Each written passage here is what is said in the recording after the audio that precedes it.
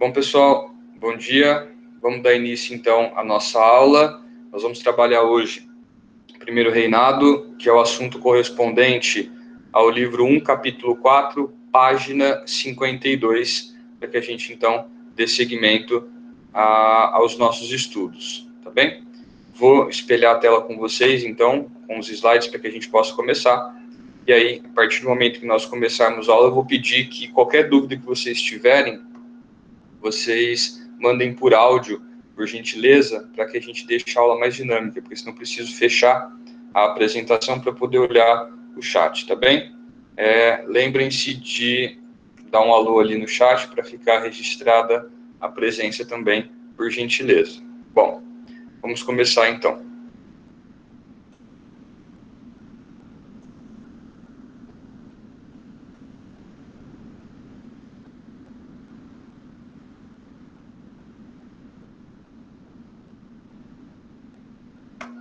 Todo mundo está me ouvindo bem? Tem alguém que não está conseguindo me ouvir? Todo mundo começou a ver aí a apresentação de tela? Se alguém tiver algum problema, me fala para a gente poder consertar antes de começar a aula. Tudo tranquilo? Tudo certo? Vamos dar sequência. Vamos começar então. Bom, como eu comentei com vocês agora há pouco, a gente vai trabalhar hoje a segunda parte do capítulo 4, tá? Na apostila de vocês está marcado como Brasil Independente, ok? Primeiro reinado é o nome do capítulo, só que o comecinho do capítulo 4 nós trabalhamos na nossa última aula, tá certo? Então, eu vou dar sequência agora e vou completar o assunto, tá? Então, a gente vai trabalhar agora propriamente o início do primeiro reinado. Nós vamos trabalhar agora o começo, né, da política do Brasil independente. Todo mundo está conseguindo me ver? Caso alguém não esteja vendo o espelhamento de tela, me dá um alô aí que a gente já conserta, tá bom? Bom, o título que vocês têm na apostila é este, Brasil Independente. Então, a gente segue a apostila, tá bem, na denominação dos tópicos, e aí nós vamos trabalhar as características gerais, ou seja, quais são as características deste país, que a gente chama de Brasil, logo após a sua independência.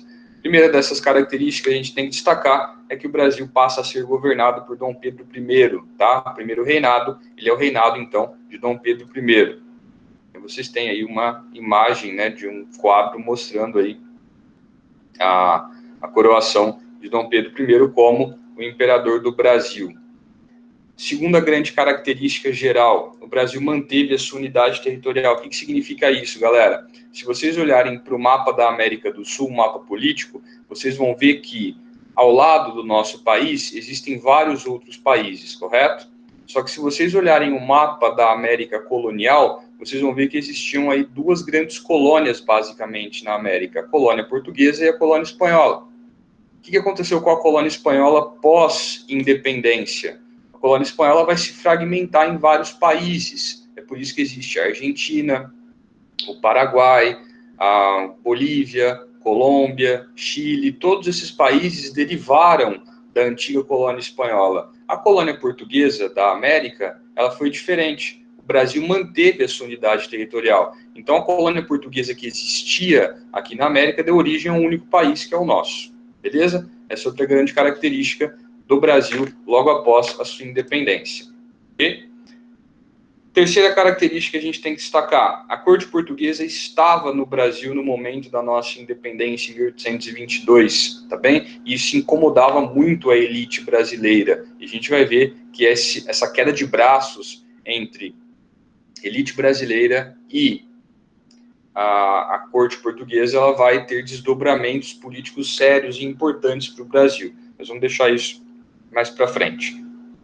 Qual que era o motivo dessa queda de braço entre a elite brasileira e os nobres portugueses? É que os nobres portugueses tinham privilégios, por serem nobres, obviamente, e a elite brasileira, por não ser nobre, não desfrutava desses privilégios. Esse é um dos motivos que vai levar a esse embate entre esses dois grupos sociais. Okay?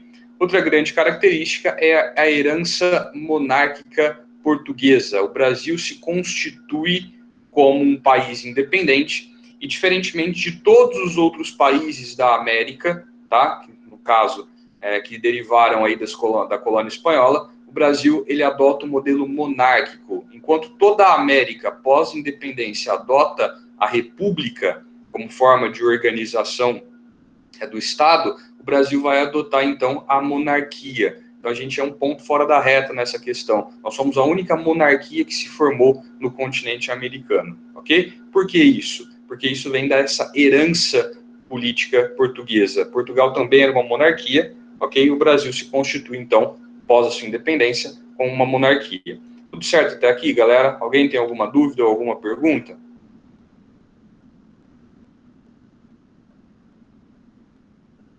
Tudo certo. Tudo certo? Vamos seguir, então. Bom, e aí nós temos o processo de reconhecimento da independência do Brasil. Como assim? Não adianta um país se declarar independente, tá bem? É necessário que outros países reconheçam este país como um país independente. Então, no caso, o Brasil, ele havia proclamado a sua independência. Não adianta o Brasil proclamar a independência se o mundo inteiro não vê o Brasil como um país independente. Então, pós-proclamação de independência, era necessário buscar o reconhecimento de outros países para que o mundo pudesse, então, ver o Brasil como um país independente, não mais um território ligado a Portugal. O primeiro país que vai reconhecer aí, né, onde o Brasil vai buscar esse reconhecimento da independência é a Inglaterra, ok? E aí a gente tem que destacar o seguinte: a Inglaterra, ela fazia parte daquele grupo de países que se constitui durante o contexto do Congresso de Viena, chamado de Santa Aliança. Estão lembrados disso, quando a gente termina a Era Napoleônica? Ou alguém não se recorda do que era a Santa Aliança?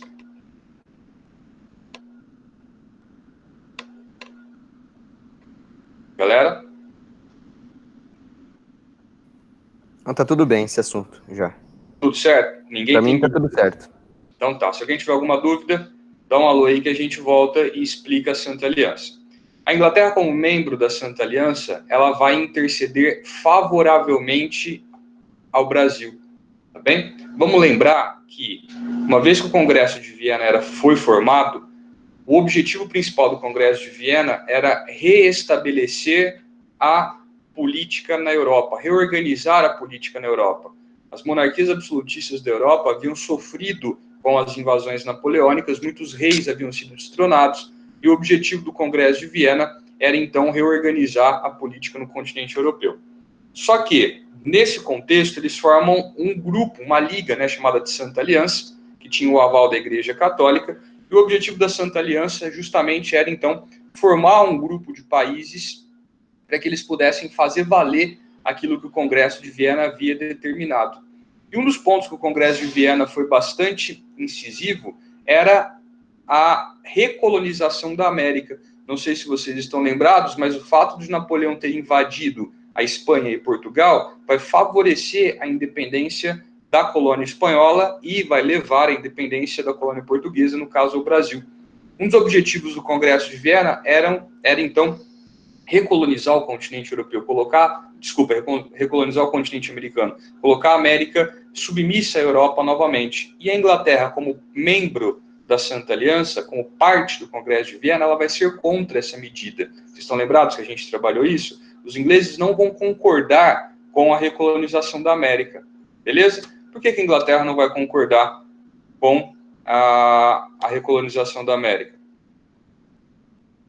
Quais eram os interesses que os ingleses tinham em relação ao continente americano? O comércio ia se tornar exclusivo novamente e não ia ser aberto para outros países. Isso, muito bem. Se a Europa recolonizasse a América, voltaria a valer o Pacto Colonial. Se o Pacto Colonial voltasse a valer, as colônias americanas só poderiam manter comércio com sua respectiva metrópole, no caso Portugal e Espanha. Então, a Inglaterra queria manter a independência dos países da América, manter o fim do pacto colonial para que ela também pudesse comercializar com essas novas nações que surgiam no continente americano. Vale lembrar, pessoal, que a Inglaterra estava passando pela Revolução Industrial, ou seja, a produção inglesa tinha aumentado em muito e os ingleses precisavam de mercados consumidores para esses produtos. Então, ter o comércio com os países da América era interessante para essa Inglaterra num contexto de revolução industrial, certo?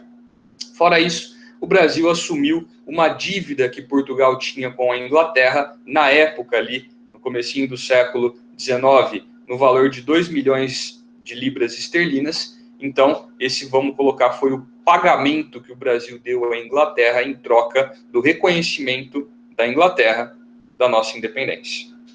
Beleza? Tranquilo até aqui?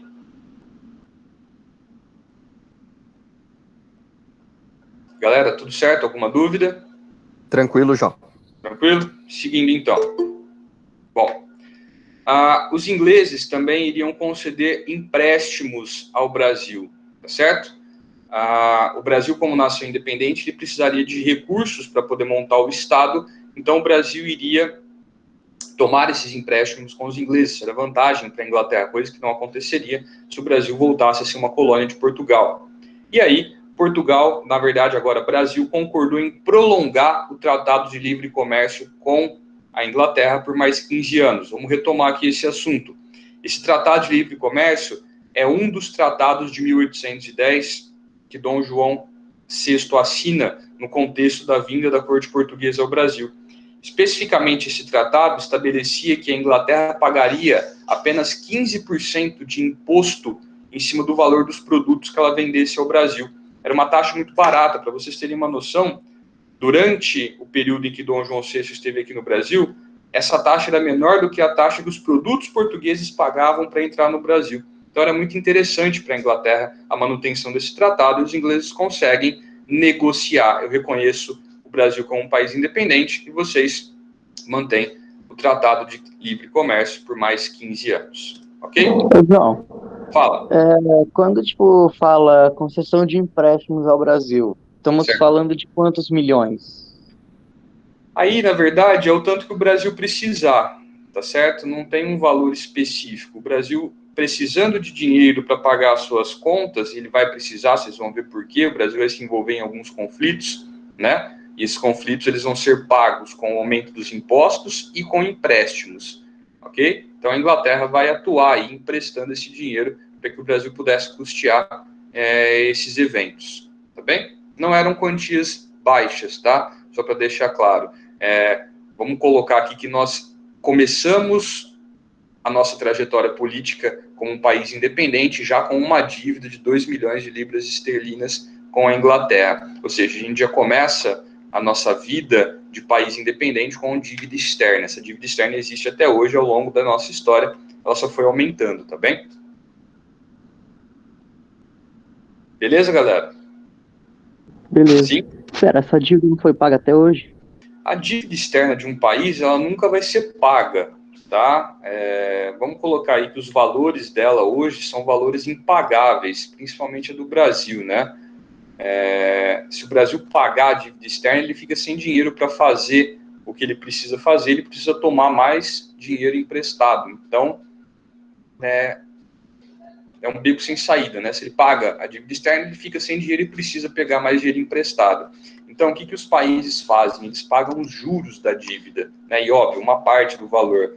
Pagando os juros, uma parte desse valor, mensalmente, né, ou anualmente, dependendo aí de como foi estipulado, o Brasil e o país que fizer isso, ele tem um selo de bom pagador. O que significa isso? Pode emprestar dinheiro para esse país que ele não vai te dar o calote, que ele vai te pagar. Tá bem? Só para ficar claro, a nota do Brasil ela foi rebaixada, né, uns anos atrás. O Brasil não é mais um bom pagador. O que significa isso? Que a chance do Brasil dar um calote aumentou. Então não é todo mundo que vai querer emprestar dinheiro para o Brasil hoje. Tá certo? Beleza. Beleza? Dá uma olhadinha nesse último tópico que apareceu para vocês aí.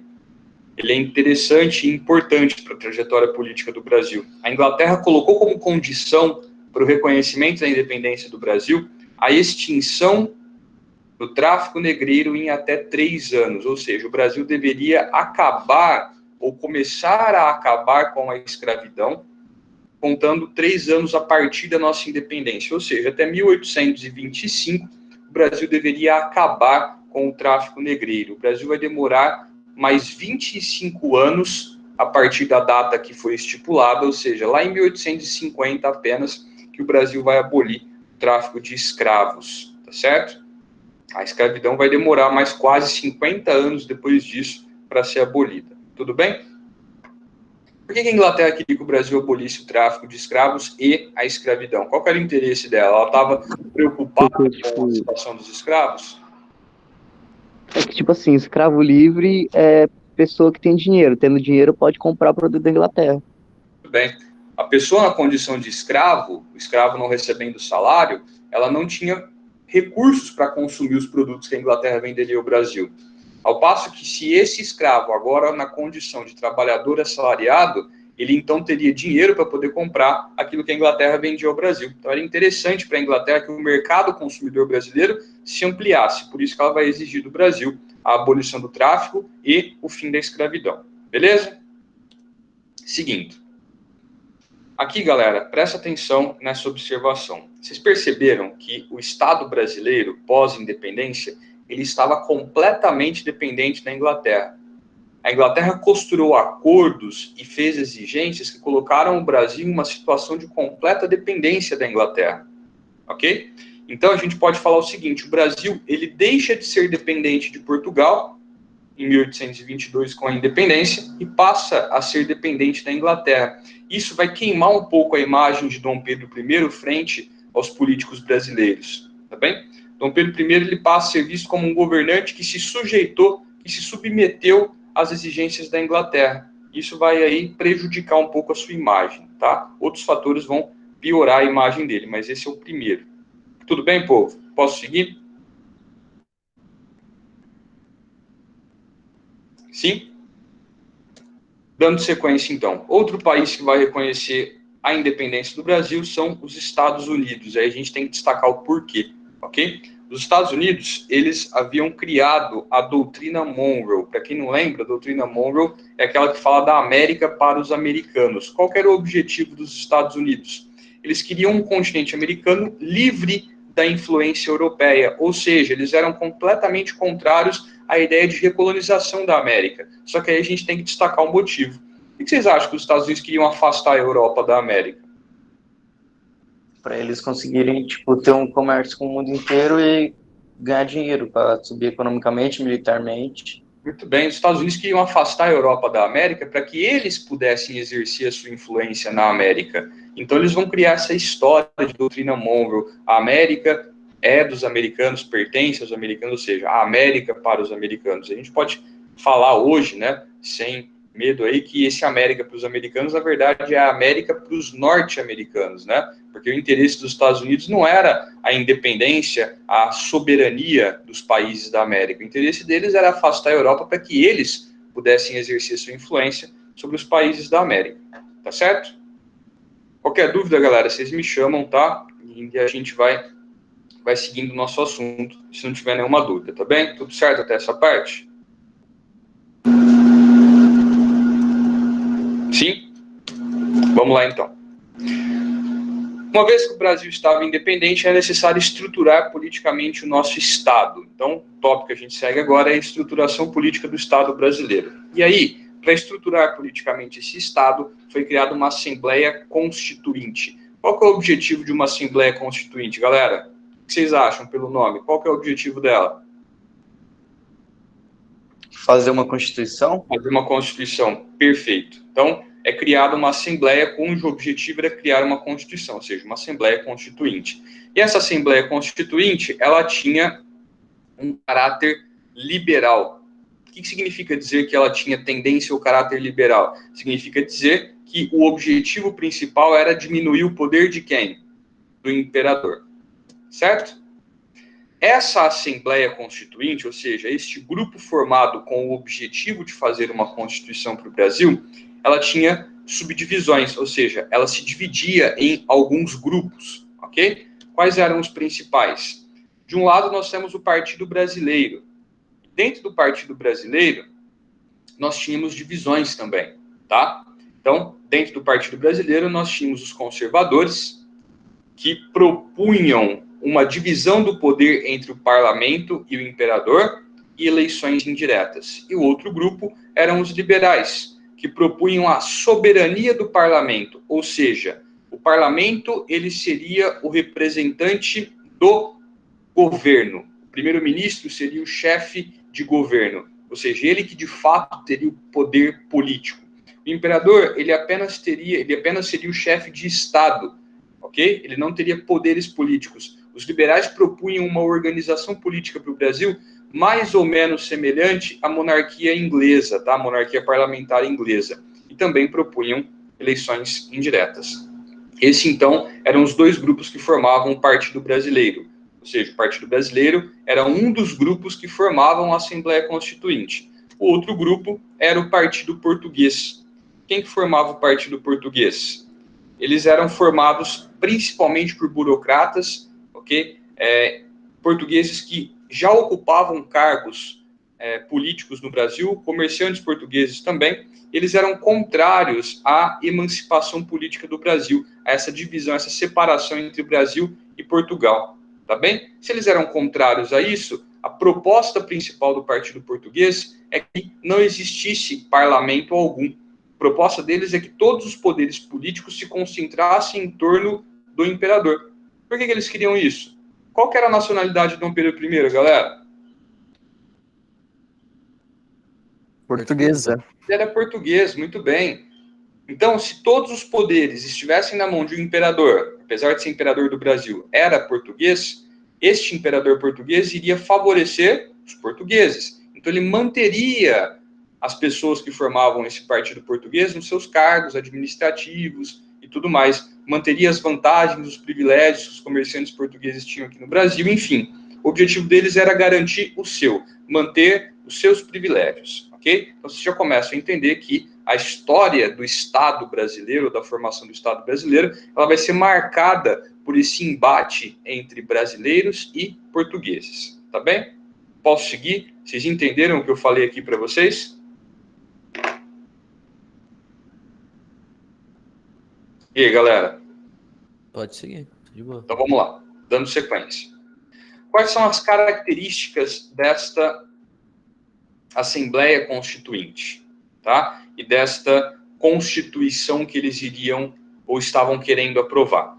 Os estrangeiros não poderiam exercer cargos políticos. Por que eles vão determinar isso? Justamente para afastar esses burocratas portugueses que já ocupavam cargos administrativos de quem? Do imperador Dom Pedro I. Ou seja, eles queriam então diminuir o poder do imperador, afastando inclusive os portugueses que poderiam apoiá-lo, tá bem? Essa Constituição vai estabelecer o chamado voto censitário, ok? O que é o voto censitário? É aquele voto que está ligado à renda. O que significa isso? Só as pessoas que detinham determinada renda, ou seja, apenas os ricos, poderiam votar e então participar da política brasileira, tá bom? Ô, João. Pode falar. Ah, tá. Eu ia perguntar desse tópico agora. Isso. Então vamos lá. Qualquer dúvida você me chama e a gente conversa. Quando eles estabelecem o voto censitário, eles precisam de um marcador. Como assim um marcador? Como que a gente sabe se aquela pessoa tem renda suficiente para poder votar? O que nós vamos usar de parâmetro para conseguir determinar, fulano pode votar porque ele tem determinada renda e Beltrano não pode porque não tem determinada renda.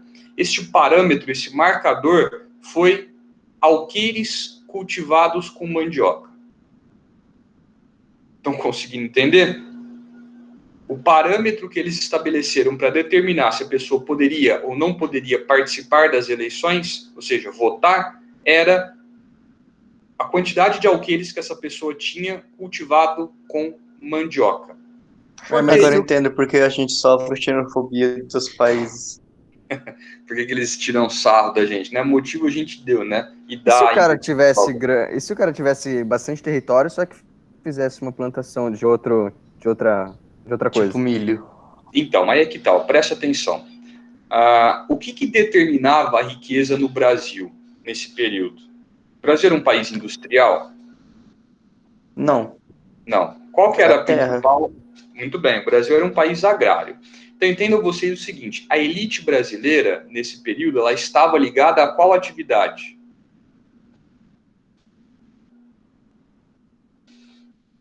Como é que é? A qual atividade, indústria, comércio ou agricultura, estava ligada à elite brasileira nesse período? A agricultura. A agricultura, muito bem. Então entendam vocês o seguinte: todos os membros da elite nacional eram pessoas ligadas à terra, beleza? Hein, pessoal? Não tinha Sim. composição burguesa também? A burguesia industrial brasileira, ela vai demorar muito tempo para se formar, se a gente considerar 1822 para frente, tá? Essa concorrência desleal com a Inglaterra, que foi essa concorrência firmada por esses acordos que favoreciam só os ingleses, vão fazer com que o Brasil não consiga desenvolver uma burguesia industrial, tá bem? Então, o Brasil demora muito tempo para conseguir ter suas próprias indústrias e ter uma burguesia industrial ligada a ela. Neste momento, que é o contexto da independência do Brasil, a elite brasileira ela era formada exclusivamente por latifundiários, por pessoas ligadas à terra. Certo? Beleza. Beleza? Agora, o problema que eles tinham é o seguinte: como, dentre essa elite, a gente consegue estabelecer quais têm condições ou renda para votar e quais não têm? Então, eles criaram este parâmetro. Qual? Se a pessoa puder pegar nas suas terras uma quantidade X de alqueires, neles plantar mandioca, que era um produto que não tinha valor comercial, a mandioca não valia nada, ninguém plantava mandioca para vender. Se essa pessoa conseguisse literalmente abrir mão de um pedaço das suas propriedades para plantar mandioca, é porque ela tinha outras, ou uma grande quantidade de terra onde ela podia plantar outra coisa que ia dar retorno financeiro. Ou seja, mandioca era tipo um símbolo de ostentação. Não, a mandioca era um produto que não valia absolutamente nada. Não, mas tipo assim, ela representava, por exemplo, se você consegue plantar mandioca, sinal de que você tem muito dinheiro. Exato. Se você consegue plantar mandioca nas suas propriedades, é porque você tem tanta terra que aqueles alqueires onde você plantou mandioca, que não vão te trazer retorno financeiro nenhum, não vão te fazer falta. Brasil. Conseguiram entender? Hein, galera? Uhum. Sim? Ou seja, essa Constituição, presta atenção no que eu vou falar, que a Assembleia Nacional Constituinte estava elaborando, estabelecia como parâmetro para a participação política o plantio de mandioca. Ou seja, se o cara conseguisse abrir mão de uma quantidade de terras para plantar mandioca, porque ele tinha tanta terra que aqueles alqueires onde a mandioca estava plantadas não fariam falta. Tá bem? Todo mundo entendeu? Povo? Sim, sim. Sim? Seguinte. Então, aqui no parágrafo, o último que apareceu, está explicando isso que eu acabei de falar para vocês, que o direito de participar da política era medido pela quantidade de alqueires dedicados ao cultivo da mandioca. E aqui nessa observação, eu estou explicando para vocês o porquê disso, né? Ela era um produto sem valor comercial, então quem pudesse dedicar parte de sua propriedade para o seu cultivo é porque possuía uma grande quantidade de terras e, desse modo, os alqueires onde a mandioca estava plantada não iam fazer falta, tá bem? Ele tinha outras grandes quantidades de terra onde ele podia tirar o seu sustento. Bom, só que aí tem um problema, galera. Se existe uma Constituição, o imperador, ele está acima ou abaixo dessa Constituição? Acima? Será? Bom, depende. Tá. Neste caso do Brasil, então, muito bem, onde uma Assembleia Constituinte estava elaborando uma Constituição. Nesse caso do Brasil, o imperador estaria acima ou abaixo dessa Constituição? Abaixo, porque eles não Abaixo. dariam poder para o imperador. Eles dariam Isso, poder para eles. Perfeito. Essa Constituição, ela iria tirar poderes do imperador e dar poderes, obviamente, ao parlamento. Ótimo. Vocês acham que Dom Pedro I concordou com isso? Não, né? Não, ele não vai concordar com uma Constituição que tirava os seus poderes. Então, o que o Dom Pedro I faz? Ele vai dissolver a Assembleia Nacional Constituinte. Essa Assembleia Constituinte que a gente veio trabalhando até agora, e as características da Constituição que ela estava criando, tudo isso foi dissolvido e anulado. Tá bom? Por que o imperador Dom Pedro I fez isso? Justamente porque ele não queria perder os seus poderes, tá bem? Então, Dom Pedro I determina a dissolução da Assembleia Constituinte.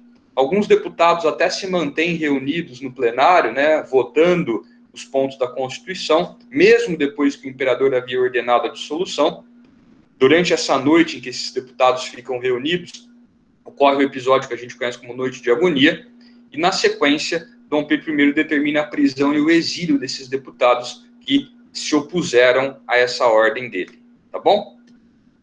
E aqui a gente destaca então que em 1824, Dom Pedro I vai outorgar a primeira Constituição do Brasil, ou seja, a primeira Constituição do nosso país, enquanto país, do Brasil, enquanto país independente, ela não foi uma Constituição votada por uma Assembleia Constituinte. Essa Constituição não teve a aprovação dos deputados que formavam a Assembleia. Essa Constituição foi imposta pelo imperador Dom Pedro I. E essa imposição é o que significa este termo outorgou. Tá? Outorga significa algo imposto. Tá? É o contrário de promulgação.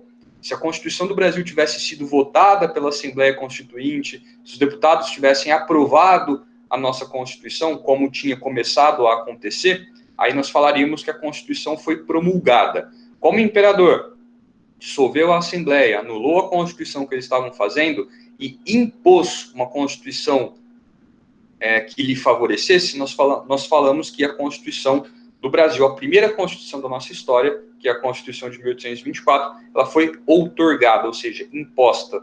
Aqui ao lado vocês têm uma imagem que também está na apostila de vocês, tá? Que é aí a capa, né? Essa Constituição e um molde da mão de Dom Pedro I, que a assinou, e o carimbo que tornou ela oficial. Tudo bem? Galera. Ô, João, tipo, se o parlamento conseguisse, se a Assembleia Constituinte conseguisse votar aquela primeira Constituição deles, certo, e ela fosse aprovada pelo parlamento, o Dom Pedro não poderia fazer nada a respeito? Não, porque qualquer coisa que ele fizesse a partir daí, se não tivesse previsto na Constituição, seria considerado ilegal, seria considerado um golpe de Estado. Certo? Então, Dom Pedro não deixou que a Constituição fosse aprovada, ele tratou de anular essa Constituição antes, de dissolver a Assembleia, e tratou de criar uma Constituição que lhe favorecesse. Que nem eu coloquei nesse último tópico aqui. O objetivo principal de Dom Pedro I, ao outorgar a Constituição de 24, era manter o seu poder. Estão vendo aqui? Sim? Galera, vocês estão entendendo? Todo mundo entendeu isso que eu falei até agora? Sim. Sim? Então vamos dar sequência. Bom, quais são as características da Constituição de 1824? Lembrando, essa é outra Constituição, a Constituição que foi aprovada, na verdade, imposta por Dom Pedro I. Aquela outra Constituição que a gente estava falando, a Constituição da Mandioca, ela foi dissolvida quando Dom Pedro I dissolve a Assembleia. A gente vai ver que essa dissolução da Assembleia trouxe consequências, tá? A gente trabalha elas daqui a pouquinho. Bom, a Constituição Brasileira de 1824 tinha como base a Constituição de países absolutistas, como era o caso da Constituição Francesa de 1814, que foi elaborada por Luís XVIII. Luís XVIII era parente do Luís XVI, aquele rei francês decapitado. Ele volta ao poder quando Napoleão é preso pela primeira vez, tá? E nesse retorno ao poder ele elabora uma nova Constituição, tá? Essa Constituição vai servir de base para o Dom Pedro I criar a Constituição Brasileira de 1824. Essa Constituição que a gente está trabalhando agora, ela estabelecia 4 poderes. Quantos poderes a gente tem hoje aqui no Brasil? Os 3 poderes. 3 poderes. Vocês lembram qual foi o filósofo que propôs a tripartição dos poderes mesmo? Platão? Não. Não, foi um desses 3. Foi Platão. Quem? Foi um iluminista. Vixe, não lembro. Dá mais uma dica, ele era francês. Não lembro. Não lembra? Quem propôs a tripartição, primeiro, né? Quem propôs a divisão dos poderes do rei foi o John Locke. Só que o John Locke, que era inglês, ele não apresentou como que os poderes do rei, né, poderiam ser divididos. E aí, tempos depois, o Montesquieu vai se basear nessa teoria do Locke e vai dizer o seguinte: o poder do rei tem que ser dividido nas incumbências que um rei tem. Quais são as incumbências do rei? Executar os programas do Estado, elaborar leis e julgar o cumprimento dessas leis, ok? Então, a partir dessas incumbências de um rei absolutista, eles derivaram os 3 poderes: o executivo, o legislativo e o judiciário, ok? Tem algum desses poderes que é maior do que os outros 2? Em tese, não, mas aqui é Brasil, né? Em tese, não. Muito bem. A teoria do Montesquieu falava que esses poderes, eles têm igual importância. Não existe um poder maior do que os outros 2. Só que aqui no Brasil é criado um 4º poder, galera. Além do executivo, do legislativo e do judiciário, existia um 4º poder chamado de poder moderador. Este poder moderador, ele era representado pelo imperador. Então, vamos dizer o seguinte: Dom Pedro I concentrava em suas mãos 2 dos 4 poderes. Dom Pedro I exercia o poder executivo e o poder moderador. Qual que era a principal característica do poder moderador? Ele dava ao Dom Pedro I o poder de veto sobre os poderes legislativo e judiciário. Se o legislativo aprovasse uma lei que Dom Pedro I não concordasse, ele podia vetar essa lei, anular. Se o judiciário tomasse uma decisão que desagradasse Dom Pedro I, ele podia anular essa decisão judicial. Ou seja, o poder moderador dava ao imperador poderes sobre os outros 2, que era o legislativo e o judiciário. João, fala. Tipo assim, ó, aqui no Brasil hoje, por exemplo, você tem o presidente da República, Certo. Tem o Senado e tem o STF. Aí, por exemplo, o Senado e a Câmara, eles aprovam, sei lá, um projeto de lei. Certo. E aí chega para o Executivo. O presidente, ele não pode vetar esse projeto de lei? Não pode... Não, ele não pode vetar, ele pode simplesmente não assinar. Ele pode não sancionar essa lei. Uhum. Tá? O que muda se ele sancionar ou não? Se ele sancionar, a lei passa a valer. Se ele não sancionar, a lei fica arquivada, vai para a gaveta. Tá bem? Só que isso, a elaboração de leis e a aprovação no Brasil hoje, ela é uma via de mão dupla, tá? Porque é o seguinte, vamos supor, a Câmara dos Deputados Federais, ela vota um projeto de lei, aprova. Essa lei, depois de aprovada na Câmara dos Deputados Federais, ela vai para o Senado. O Senado vai fazer o mesmo processo, ele vai votar para ver se eles aprovam ou não.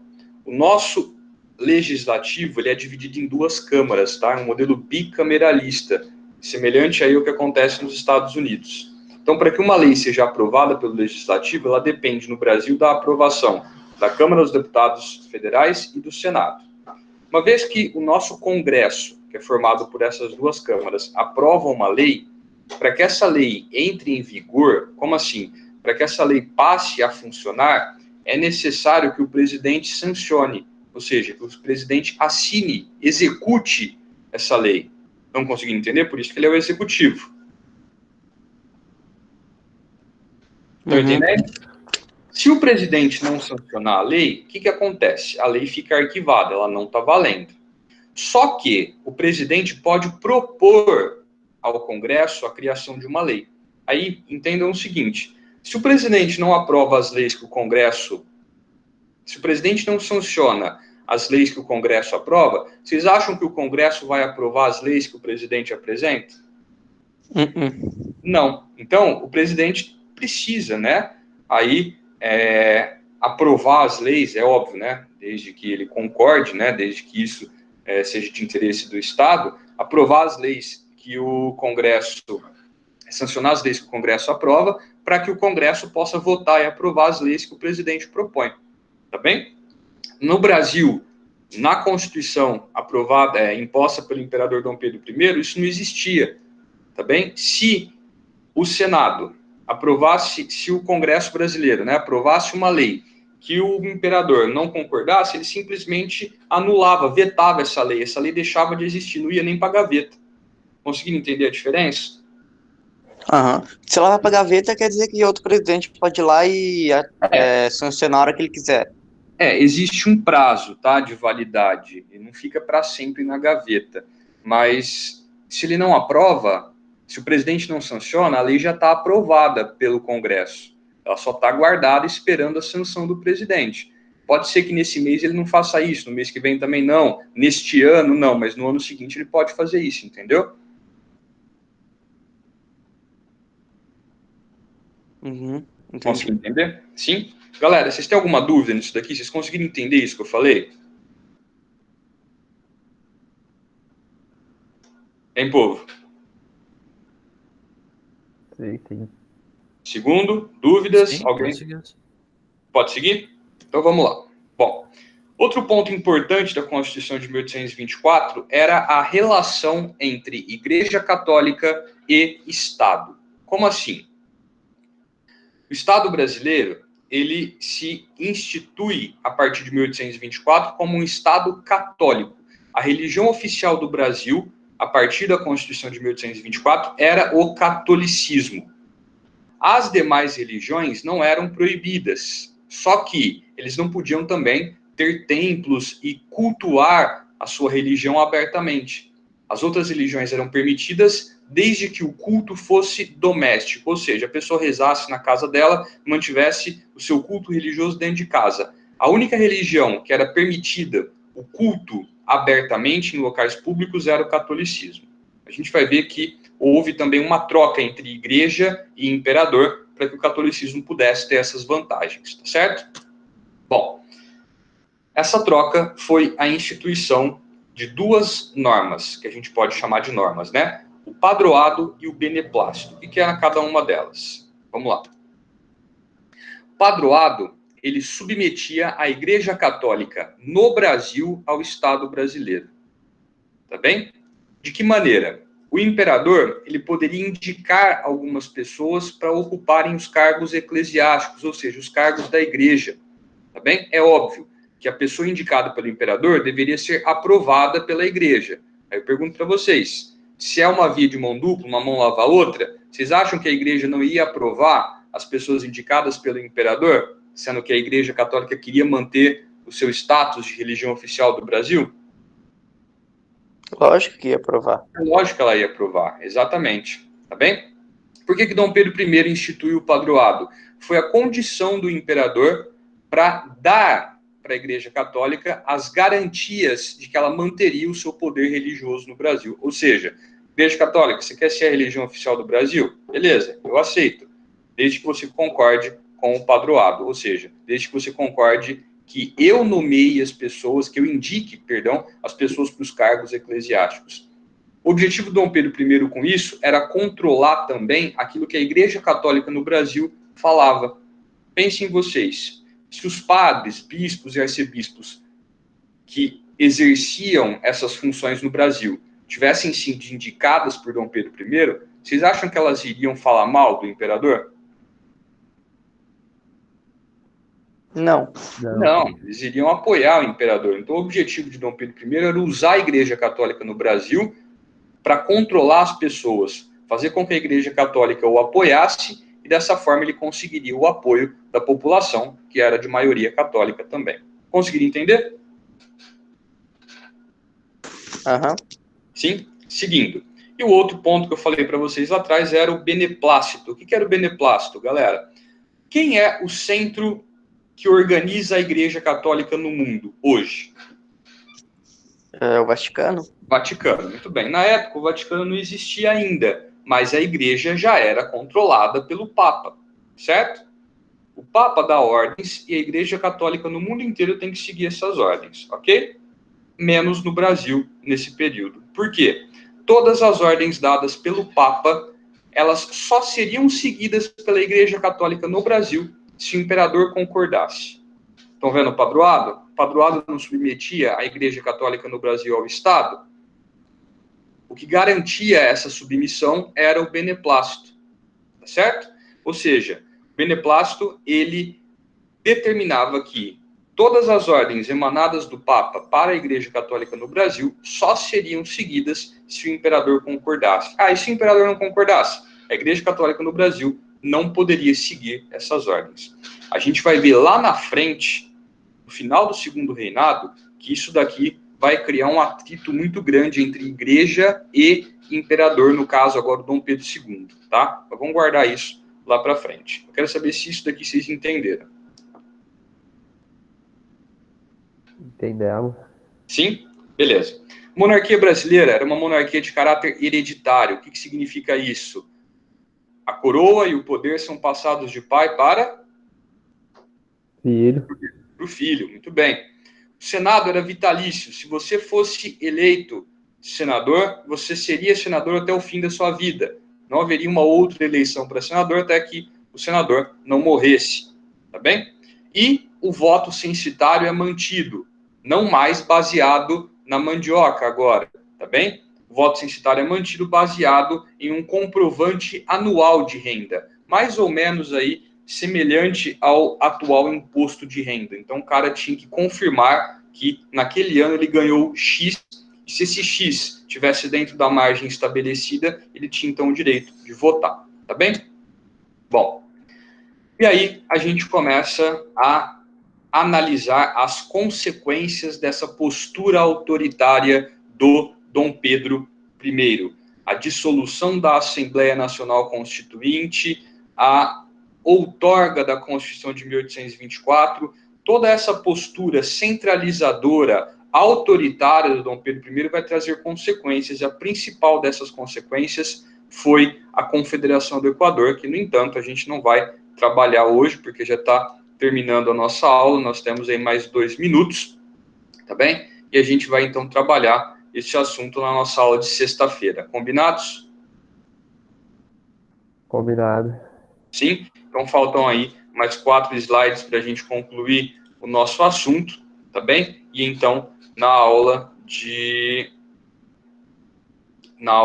sexta-feira, a gente termina e fazemos também a correção dos exercícios em que vocês mais tiveram dúvidas. Eu quero saber se até esse ponto vocês têm alguma dúvida, se até essa parte ficou alguma questão que vocês não entenderam. Não, tá tranquilo.